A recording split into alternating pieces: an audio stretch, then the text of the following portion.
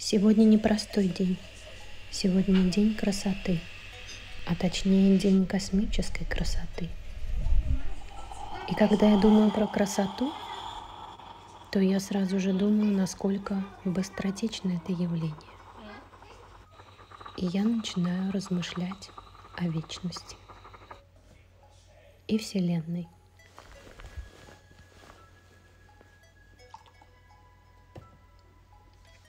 Где произошел большой взрыв? Что сейчас происходит в той точке, где произошел большой взрыв? Куда расширяется Вселенная?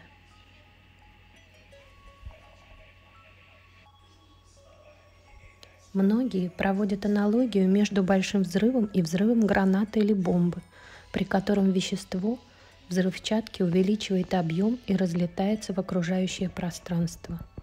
Но это неверно.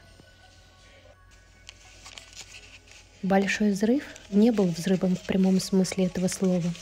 Он получил свое название из-за другого сходства с обычным взрывом. При большом взрыве образовалось и начало расширяться, увеличивать свой объем само пространство-время. При этом материя никуда не разлетается. Это можно проиллюстрировать так. Возьмем воздушный шарик, нарисуем на нем маркером точки и начнем надувать. Нарисованные точки будут оставаться на своих местах относительно поверхности шарика, но площадь поверхности будет расти, и точки будут друг от друга удаляться. Также разлетаются объекты во Вселенной, а большим взрывом названо начало этого раздувания. Таким образом, большой взрыв произошел во всех точках Вселенной одновременно.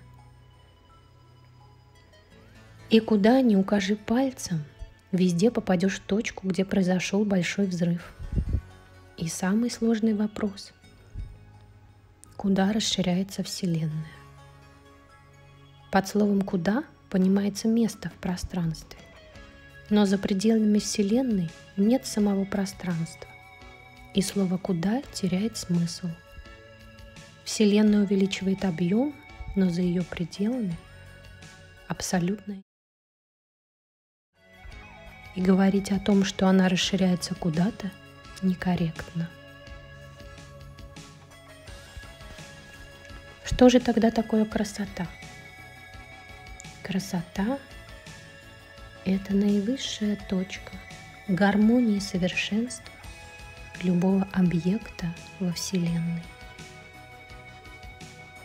И когда этот объект начинает свое существование, то постепенно амплитуда красоты нарастает, доходит до верхней точки, а потом спадает. То же самое происходит со звездами, планетами и вообще со всеми небесными телами.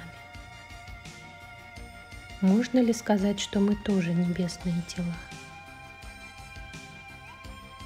Мне кажется, было бы здорово так считать.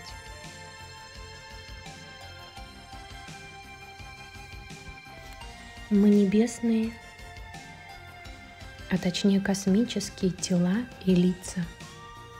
И наша красота – это нечто непостоянное и мимолетное явление, как и все во Вселенной.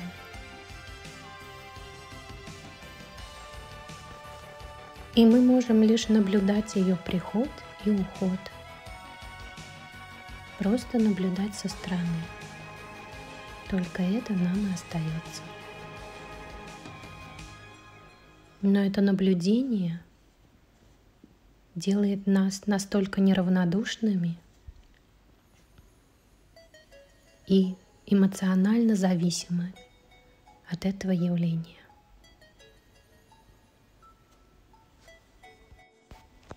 Хорошо бы, если бы наша космическая красота могла длиться как можно дольше, и мы как можно дольше могли бы за нею наблюдать, как и за другими прекрасными явлениями нашей жизни.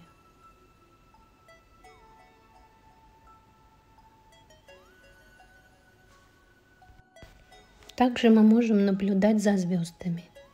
Многие знают, что звезды рождаются в огромных газопылевых облаках, но сам процесс образования звезды достаточно сложный и известен немногим. Дело в том, что согласно современным представлениям образования звезд, в отдельном взятом облаке они не успели бы сформироваться с самого зарождения Вселенной.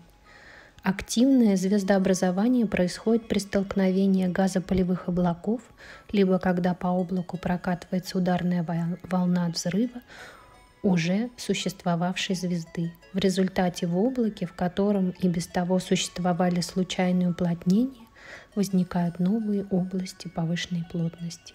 Старые увеличиваются, либо рассеиваются в облако, начинает сжиматься. А некоторые образовавшиеся уплотнения перестают быть связанными и начинают сжиматься быстрее облака. Именно из них впоследствии и сформируются звезды.